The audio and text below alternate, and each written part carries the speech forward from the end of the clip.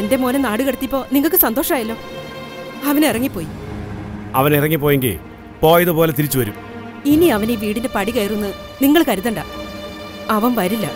ഞാൻ എന്ത് അപരാധം ചെയ്തു എന്നാ നീ പറയുന്നേ? അവൻ ഇറക്കി വിട്ടത് ഞാനാണോ? ഞാനൊന്നും അറിഞ്ഞില്ലാന്ന് കരുതണ്ട. നീ എന്താ അറിഞ്ഞത്? ഇന്ന് ഈ വീട്ടിലേക്ക് അവനൊരു പെണ്ണിനെ കൈ പിടിച്ചു കൊണ്ടുവരാനിരുന്നതാ. അവനെന്നോട് പറഞ്ഞു. അവളെ സ്വീകരിക്കാനും ഞാൻ തയ്യാറായിരുന്നു. ഓഹോ, അപ്പൊ അമ്മയും മോനെ അറിഞ്ഞുകൊണ്ടുള്ള കളിയായിരുന്നു എന്നെ തോൽപ്പിക്കാൻ. അവനൊരു പെണ്ണിനെ കൊണ്ടുവന്ന നിങ്ങൾ തോൽക്കുന്നത് എന്തിനാ? അവരെ ഇവിടെ കേട്ടില്ലെങ്കിൽ ഇറക്കി വിടണം. അതല്ലാതെ ആ പെണ്ണിന്റെ വീട്ടിൽ അളിയൻ SP കൊണ്ട് ഭീഷണിക്ക് പോകുകയല്ല വേണ്ടത്. അവനത് പറഞ്ഞല്ലേ? കഷ്ടം. അവൻ ഈ വീട്ടിലേക്ക് കൊണ്ടുവരാനിരുന്ന പെണ്ണ് ഏതാന്ന് നിന്നോട് പറഞ്ഞോ? അവൻ ഇഷ്ടമുള്ള പെണ്ണ് ഏതായാലും ഞാൻ സ്വീകരിക്കും. ആ പെണ്ണ് ലോറി ഡ്രൈവർ രാജപ്പന്റെ മോളാണെങ്കിലോ? എന്താ നീ ഞെട്ടിയത്? അവളെ ഏതാന്നാ പറഞ്ഞത്? അർച്ചനയുടെ അനിയത്തി, രാജപ്പന്റെ മൂത്ത മകൾ. സത്യമാണോ പറയുന്നേ? അതെ, സുധിയോടുള്ള കുമ്പസാരം. രാജപ്പന്റെ ഒരു മകളെ നമ്മുടെ കുടുംബത്തിൽ കൊണ്ടുവന്ന് പക തീർക്കാനാ നിന്റെ മോൻ തുരിഞ്ഞിറങ്ങിയത്. ആ പെണ്ണിനെ അവൻ ഇങ്ങോട്ട് കൊണ്ടുവന്നെങ്കിൽ നീ അവളെ സ്വീകരിക്കുമായിരുന്നു. നന്നായി ജീവിക്കാനല്ല അവന്റെ ഉദ്ദേശമൊന്നും ഇപ്പൊ നിനക്ക് മനസ്സിലായില്ലേ? കണ്ണും കാതും തുറന്നിരുന്നുകൊണ്ട് എനിക്കത് തടയാൻ കഴിഞ്ഞു. അവൻ എവിടെയെങ്കിലും പോകുന്നെങ്കിൽ പോട്ടെ. ഈ കല്യാണം നടക്കുന്നതിനേക്കാൾ നല്ലത് അതാ.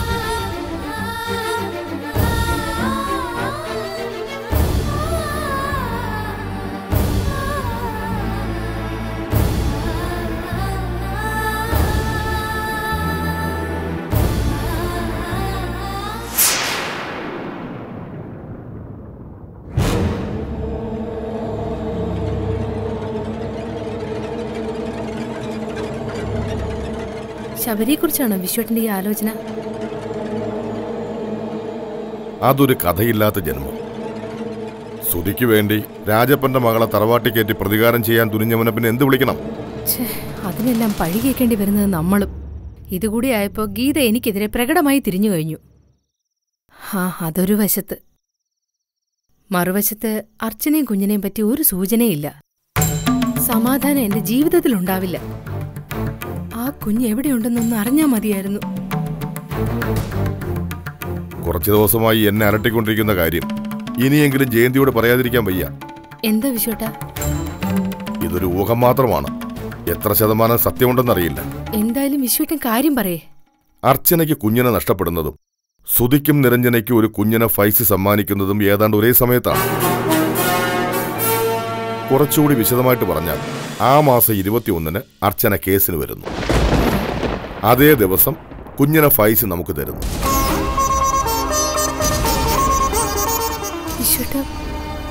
അർച്ചനയുടെ പ്രസവം നടന്നത് 16-നാണ്. 18-ന് രാത്രി കുഞ്ഞ് നഷ്ടമാകുന്നു. വിശ്വട്ടൻ പറഞ്ഞു വരുന്നത് ആ കുഞ്ഞ് നമ്മുടെ സുധിയുടെ കുഞ്ഞാണെന്നാണോ? അങ്ങനെ ഒരു ഉറപ്പ് പറയാൻ എനിക്കിപ്പോ കഴിയില്ല. ഇനി ഒരു സംശയം വേണ്ട വിശ്വട്ട, അത് സുധിയുടെ മോൻ തന്നെയാ.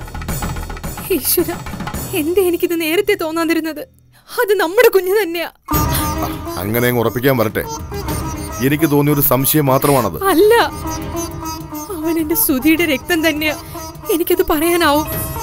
അവനെ കയ്യിലെടുത്ത നിമിഷം ഞാനത് തിരിച്ചറിഞ്ഞതാ. ജയന്തി ഇങ്ങനെ ഇമോഷണൽ ആവരുത്. എടുത്തു ചാടി ഒരു നിഗമനത്തിലെത്താനും കഴിയില്ല. ഞാനിത് വേറെ ആരോടും പറയാൻ പോകുന്നില്ല. പക്ഷെ അവൻ എന്റെ പേരക്കുട്ടിയാന്ന് എനിക്കറിയാം.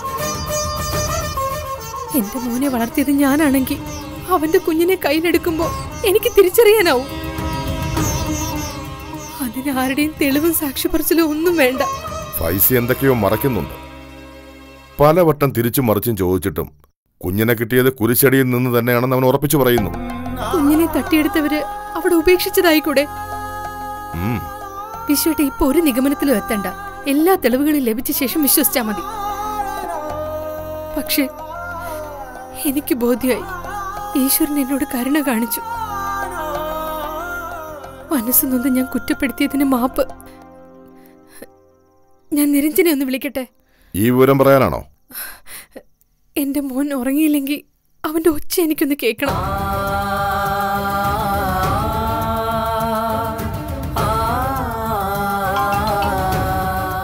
എന്താ അമ്മേ? മോൻ ഉറങ്ങിയോ? അവനിന്ന് നേരത്തെ ഉറങ്ങി. എന്താന്നറിയില്ല, അവന്റെ ചിരി ഒച്ച ഒന്ന് കേൾക്കാനൊരു മോഹം.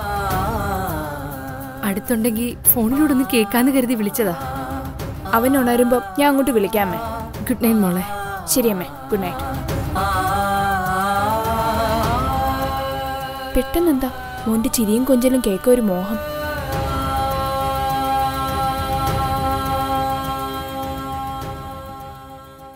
സാർ എപ്പോഴും ആ കുഞ്ഞിന്റെ പിന്നാലെയാണെന്ന് തോന്നുന്നു. എനിക്കത് അന്വേഷിക്കാതിരിക്കാൻ പറ്റില്ലല്ലോ. സുധിയും നിരഞ്ജനയും അത് അംഗീകരിച്ചു കഴിഞ്ഞു. ആ കുഞ്ഞിന് അവകാശി എന്ന് പറയാൻ ഇനി ആരും വരാനും പോകുന്നില്ല. പിന്നെ എന്തിനാ സാർ വീണ്ടും വെറുതെ ഒരു അന്വേഷണം?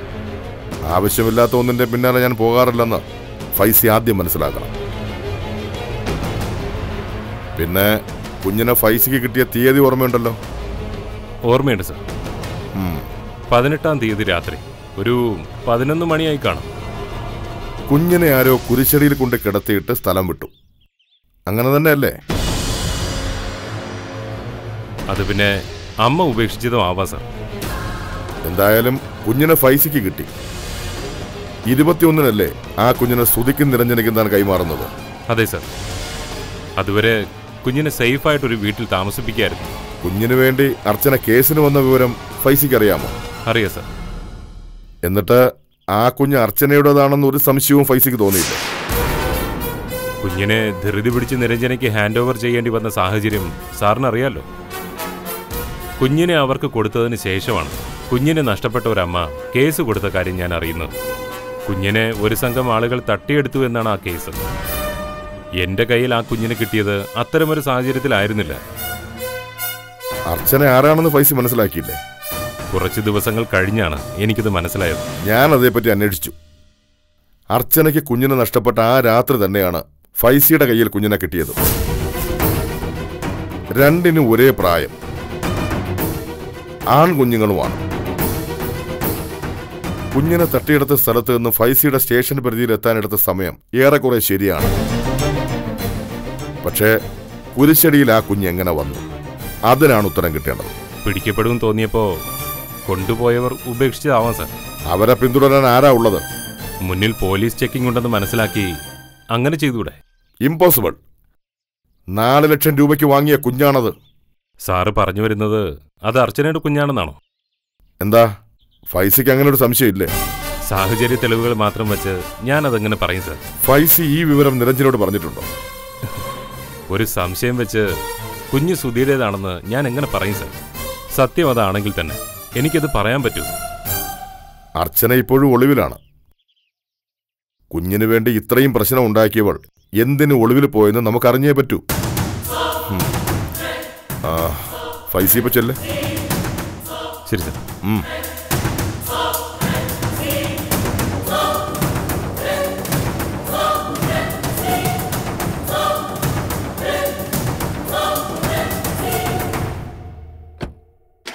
അവൻ ഭംഗിയായി അഭിനയിക്കുക. കുഞ്ഞ് അർച്ചനയുടേതാണെന്ന് അവന് നന്നായിട്ടറിയാം.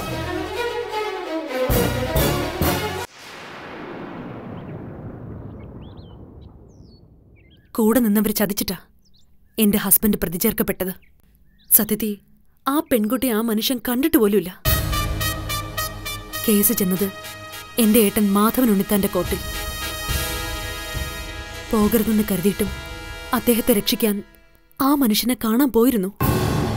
കാല് പിടിച്ച് യാചിച്ചു. പക്ഷേ എന്റെ കണ്ണീരിന് ആ മനുഷ്യൻ വില കൽപ്പിച്ചില്ല. കിട്ടിയ അവസരം പരമാവധി ഉപയോഗപ്പെടുത്തി അദ്ദേഹത്തെ ശിക്ഷിച്ചു.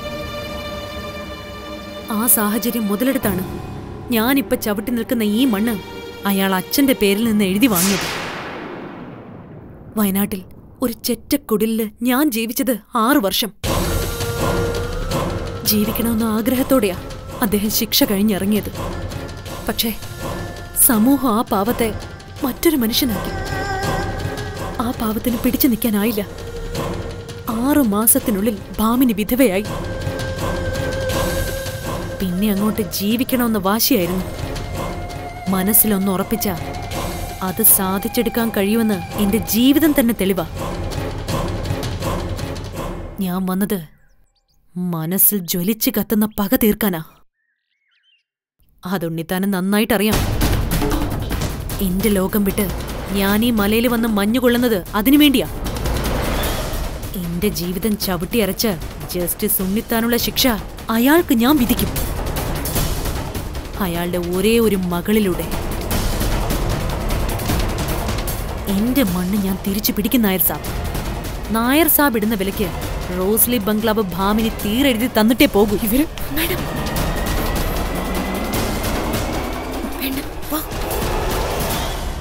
വാ മാഡം. വിട ആലിസേ. അപ്പൊ തന്നെ അവരുടെ മുന്നിലേക്ക് ചെല്ലേണ്ടതായിരുന്നു. ആലിസ് എന്തിനാ എന്നെ തടഞ്ഞേ? എടുത്തു ചാടി പ്രതികരിക്കേണ്ട വിഷയമല്ല ഇതെന്ന് മാഡം മനസ്സിലാക്കണം. മാഡത്തിന്റെ നിർബന്ധം കൊണ്ടാ അവരിങ്ങോട്ട് വന്നത്. എന്ത് പറഞ്ഞു മാഡം പ്രശ്നം ഉണ്ടാക്കും? അവര് പറഞ്ഞത് കേട്ടില്ലേ? മാഡത്തിന്റെ അച്ഛനും ആന്റിയും തമ്മിലുള്ള ശത്രുത എല്ലാവർക്കും അറിയാവുന്നതല്ലേ. അതിൽ പുതുമ എന്തിരിക്കുന്നു? ഞാനിത് പലവട്ടം കാണുകയും കേൾക്കുകയും ചെയ്തതാ. ഭാമിനി മാഡം എന്താണെന്ന് മാഡത്തെ ഒന്ന് മനസ്സിലാക്കി തരണമെന്ന് എനിക്ക് തോന്നി. അതിനെ കൂട്ടിക്കൊണ്ടുവന്നത്. ഇനി മാഡം കരുതലോടെ നീങ്ങണം. ഇപ്പൊ സംശയം തോന്നിയതായി ഭാവിക്കരുത്. എന്നെ വെച്ച് എന്റെ അച്ഛനോട് പ്രതികാരം ചെയ്യുന്ന അവര് പറഞ്ഞത് കേട്ടില്ലേ? മാഡത്തെ വെച്ച് അവരെന്ത് ചെയ്യാനാ? അങ്ങനെ എളുപ്പത്തിൽ പിടിച്ചെടുക്കാൻ കഴിയുന്നതാണോ ഈ കാണുന്ന സ്വത്തൊക്കെ? മാഡം ഒരു അഡ്വക്കേറ്റ് അല്ലേ? അവരുടെ നീക്കങ്ങളൊക്കെ ഞാൻ ശ്രദ്ധിച്ചോളാം. എന്റെ പേടി കുഞ്ഞിനെ ഓർത്ത അവരവനോട് എന്തെങ്കിലും കണുകൈ കാണിക്കാതിരുന്നാ മതിയായിരുന്നു.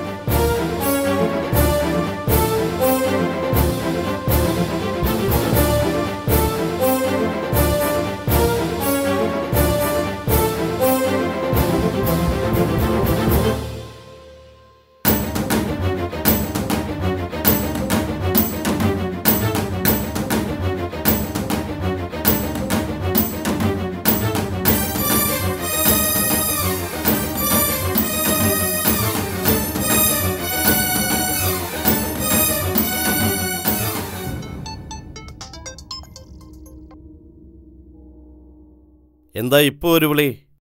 നീ ഞങ്ങളെയൊക്കെ വേണ്ടെന്ന് വെച്ചതല്ലേ? പരിഭവം കേൾക്കാനല്ല ഞാനിപ്പോ വിളിച്ചത്.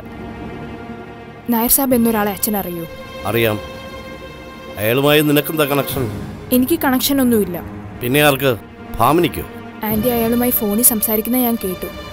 അപ്പോ എന്റെ ഊഹങ്ങളൊന്നും തെറ്റിയിട്ടില്ല. അയാളൊരു എക്സ് മിലിറ്ററിക്കാരനാ. ഭാമിനിയും അയാളും തമ്മിൽ കണക്ഷൻ ഉണ്ടെങ്കിൽ നിനക്കിനി വരാൻ പോകുന്നത് മനസ്സമാധാനമില്ലാത്ത ദിവസങ്ങളാണ്. എൻ്റെ വാക്കിൻ്റെ വില നീ മനസ്സിലാക്കും. അപ്പോഴേക്കും വലിയ നഷ്ടങ്ങളൊന്നും സംഭവിക്കാതിരുന്നാൽ നിനക്ക് കൊള്ളാം. നിന്റെ നന്മയെ കരുതിയേ ഞാൻ പറയുന്നു. ഭാമിനിയെ പറഞ്ഞു വിട്ടേക്കുമ്പോൾ എന്നിട്ട് എത്രയും വേഗം സുധിയെ മടക്കി വിളിക്ക്.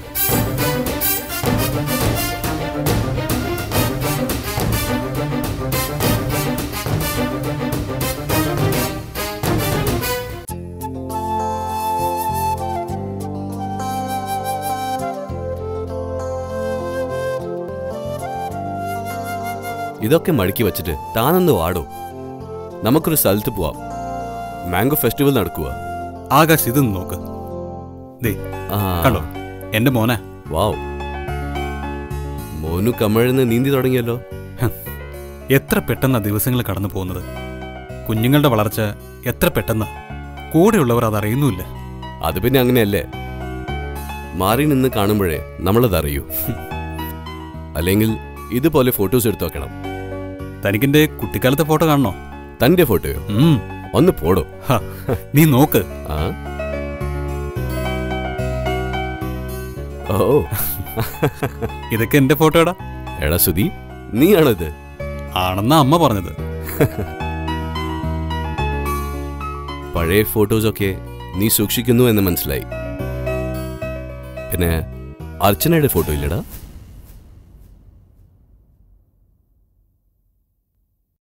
അത് ഡിലീറ്റ് ചെയ്ത് കളയാൻ പറ്റൂ?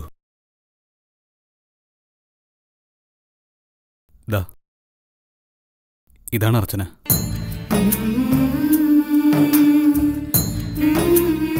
നിരഞ്ജൻ ഇത് കാണില്ലേ? ഇതുവരെ അവള് കണ്ടിട്ടില്ല. അർച്ചനയെ കാണാൻ അവള് പലവട്ടം ആഗ്രഹം പ്രകടിപ്പിച്ചതാ. എനിക്കെന്തോ അതിന് കഴിഞ്ഞില്ല. അവര് പരസ്പരം കാണാതിരിക്കട്ടെ. എന്നെ എപ്പോഴും അത് വേട്ടയാടുകയാണെന്ന് എനിക്കറിയാം. അതൊരു മുറിവ് ആകാശ്, ഒരിക്കലും ഉണങ്ങാത്തൊരു മുറിവ്. നീ എഴുന്നേക്ക്, ഈ മൂടൊന്ന് പോയി കിട്ടണം. കാറിൽ ഫ്രെഡറിക്കും പാപ്പച്ചൻ ഇരിപ്പുണ്ട്. രണ്ടാളും നല്ല ഫോമില. എന്ത് പ്രോഗ്രാം എന്നാ നീ പറഞ്ഞത്? Mango fest. അതൊരു കോഡല്ലേടാ മോനെ. നീ റെഡിയാവും.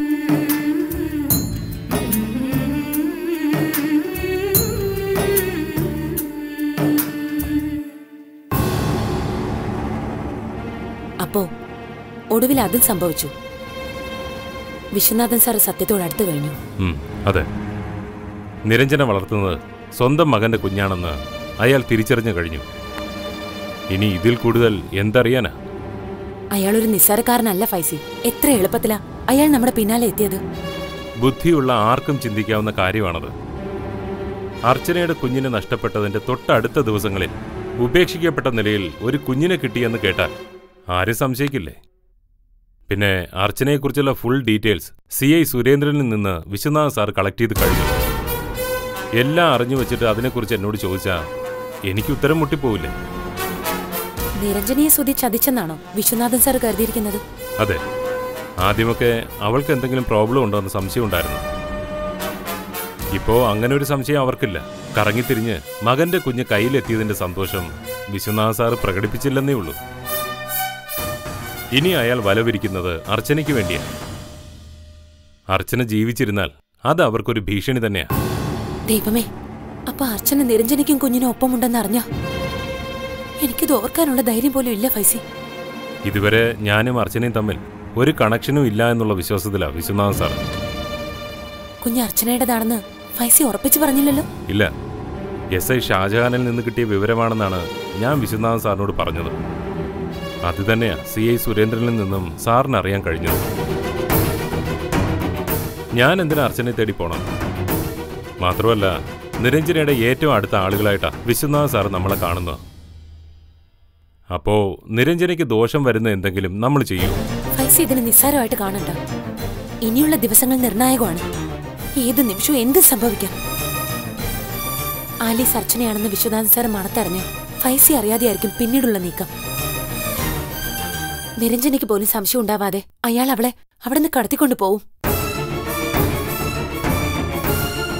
ഇനി നമുക്ക് എന്ത് ചെയ്യാനാവും ഫൈസി? അർച്ചനയുടെ വീട്ടുകാർക്ക് പോലും അറിയില്ല അവൾ എവിടെയാ ഉള്ളെന്ന്.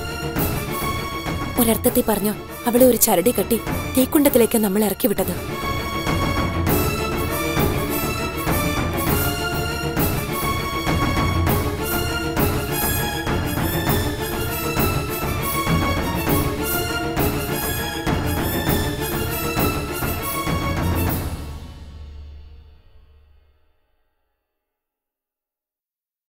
വാവേ, എന്തെടാ? ആലിസ് ഇവനെ ഒന്ന് ഉറക്കം. വാടച്ചക്കര്, നിന്നെ ഉറക്കിയിട്ട് വേണം ആലിസ് അമ്മയ്ക്ക് കിച്ചണിൽ പോവാൻ. സുധിയുടെ അമ്മയോ ഇന്നലെ രാത്രിയിലും വിളിച്ചിരുന്നു. മാഡം എടുത്തില്ലേ? മോന്റെ ചിരിയും കൊഞ്ചലും ഒക്കെ കേൾക്കണമെന്ന് ആവശ്യം കേട്ടപ്പോ അത്ഭുതം തോന്നി. കുഞ്ഞിന്റെ കളിയും ചിരിയൊക്കെ കാണാൻ മുത്തശ്ശിക്ക് ആഗ്രഹം തോന്നില്ല മാഡം? എങ്കിൽ ഇങ്ങോട്ട് വരാലോ. മാഡം കട്ട് ചെയ്തോ? ഇല്ല, സൈലന്റ് ആക്കിയതാ. അല്ലേ വേണ്ട, ഞാൻ ബാത്റൂമില്ലാന്ന് പറഞ്ഞേക്കാം. എന്നിട്ട് മോന്റെ ചിരി ലൈവായി കേൾപ്പിച്ചു കൊടുക്കാം. അത് പിന്നെ പിടിക്കാം ആലിസേ, ഞാൻ പോയി കുളിച്ചിട്ട് വരാം.